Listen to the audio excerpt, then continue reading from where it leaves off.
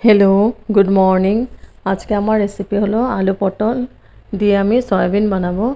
तार जोन्नो आलूटाके धुए परिष्कार करे केटे निয়েছি, पटलटाও आमी धुए बाकलाटा फेले दिয়েছি आधा आधा, तारपरे केटे निয়েছি बड़ बड़ साइज करे।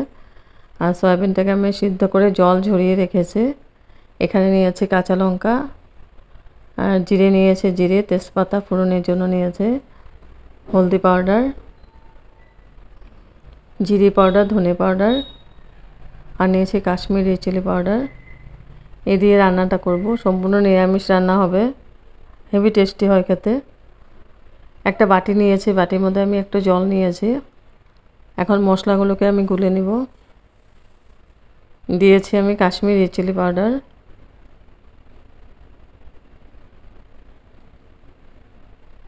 জিরে পাউডার, ধনে পাউডার, হলদি পাউডার দেব আর পরিমাণ মতো নুন দিয়ে আমি খুব ভালো করে এটা গুলে মশলাটা রেডি করে রাখবো।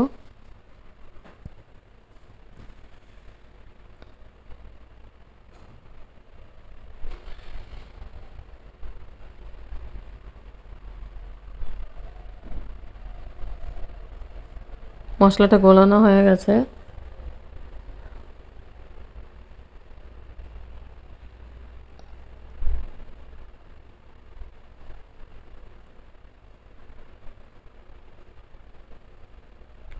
এখন আমি পেন বসিয়ে দিব। পেনের মধ্যে দিব আমি সরষের তেল।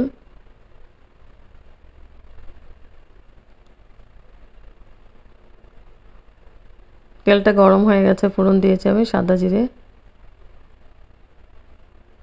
আর দিব তেজপাতা, দুইটা তেজপাতা দিয়েছি আর সাদা জিরে দিয়েছি। ফোড়নটাকে আমি খুব ভালো করে ভেজে নিচ্ছি।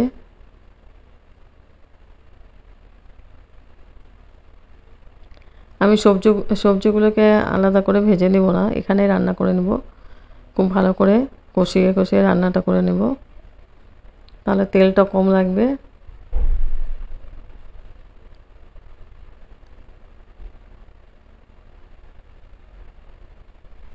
তো ফোড়নটা হয়ে গেছে, এখন আমি দিয়ে দেব লঙ্কা।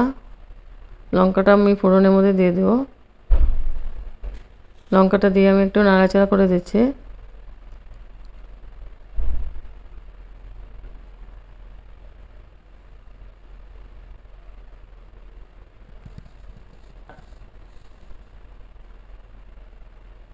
তারপরে গুলে রাখা মশলাটা দিয়ে দেব। গুলে রাখা মশলাটা দিয়ে আমি খুব ভালো করে নাড়াচাড়া করে কষিয়ে নেব মশলাটাকে।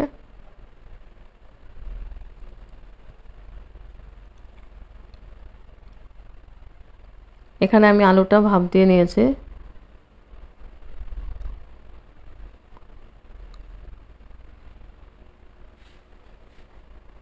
মশলাটা কষানো হয়ে গেছে, এখন একটু জল দিয়ে আবার মশলাটাকে কষাবো।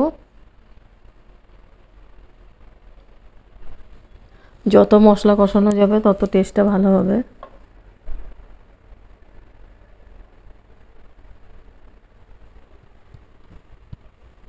তারপর দিয়ে দেব আমি আলুগুলো। আলুটা দিয়ে আমি খুব ভালো করে আবার মশলার সাথে মিক্স করে দিচ্ছি। এখন আমি ঢেকে দিয়েছি 5 মিনিটের জন্য।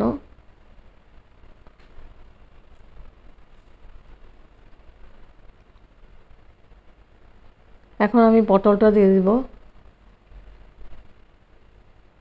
পটলটা দিয়েও আমি ভালো করে আবার মশলার সাথে মিক্স করে নিব।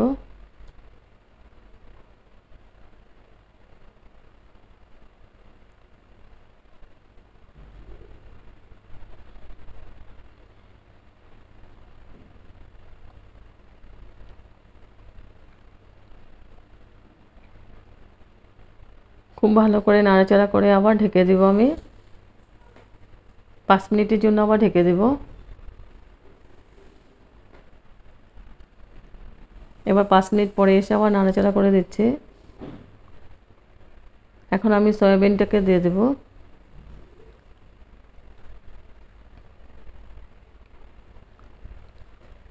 হেভি টেস্টি লাগে এই রেসিপিটা খেতে। রুটি, পরোটা, নান, প্লেন রাইস সবার সঙ্গে খুব ভালো লাগবে খেতে। তারপর সয়াবিনটা দিয়ে আমি খুব ভালো করে মিক্স করে দিচ্ছি।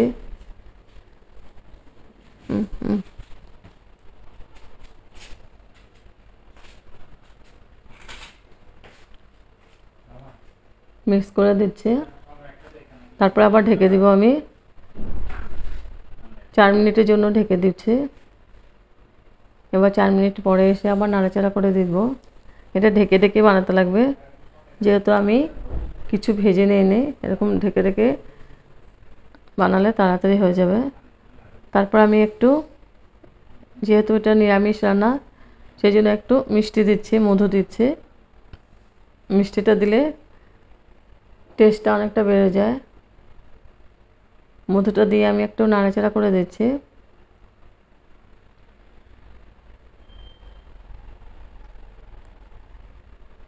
তারপর আবার ঢেকে দিয়েছি 3 মিনিটের জন্য। এবার 3 মিনিট পরে এসে আবার নাড়াচাড়া করে দিচ্ছি।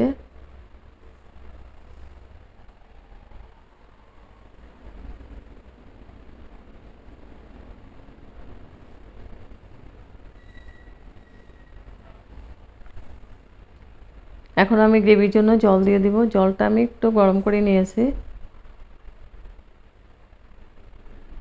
জলটা দিয়ে আমি খুব ভালো করে নাড়াচাড়া করে দিচ্ছি।